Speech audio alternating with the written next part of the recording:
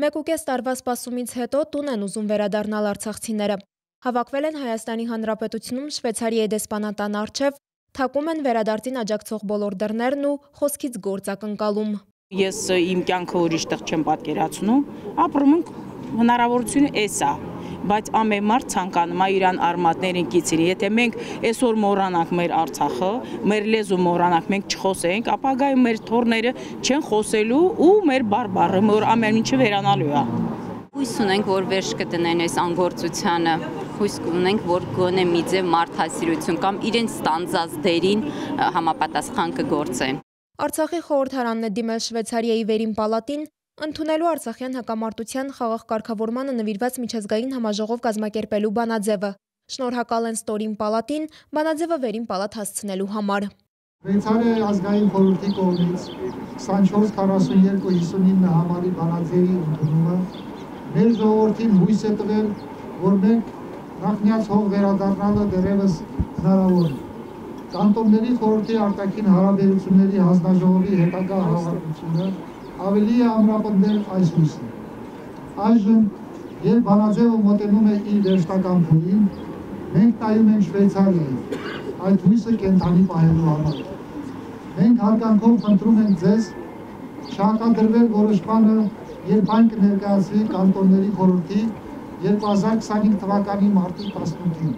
Շվեյցարիան որպես չեզոք միջնորդ կարող է արցախցիների վերադարձի իրավունքի շուրջ միջազգային քննարկումներ նախաձեռնել։ Սա են ակնկալում բռնի տեղահանված արցախցիները, որ վերադարձի տուն գնալու իրավունք ունեն, բայց աշխարհն անտեսում է այն։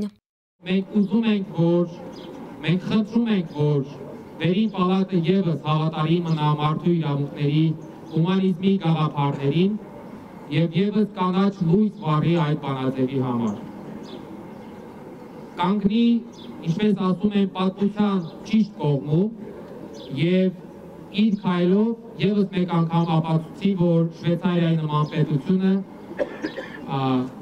հարց չէ տեղի ունեցողի հետ, հարց չէ 150,000 անձանց բռնի տեղահանության, էթնիկ զտման, նրանց պատմական մշակութային ժառանգության ոչնչացման, նրանց հայրենազրկման հանգամանքի եւ իրավիճակի հետ։ Նամակ խնդրագիրը Հայաստանի Հանրապետությունում Շվեյցարիայի դեսպանատանն է փոխանցել Արցախի խորհրդարանի փոխնախագահ Գագիկ Բաղունցը, հույսով, որ կաջակցեն բանաձևի ընդունմանը։ Կարծում եմ շուտ կամ ուշ կստեղծվի մի իրավիճակ, որ պահանջված կլինի արդարության մեխանիզմներ գործարկվել, որպեսզի միջազգային նորմերը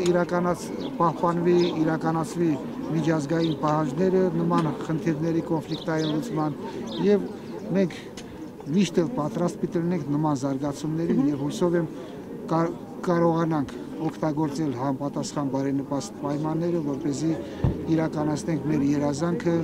հավաքական վերադարձը մեր պատմական հայրենիք։ Վերադարձի համար հստակ միջազգային երաշխիքներ են անհրաժեշտ Արցախահայությանը։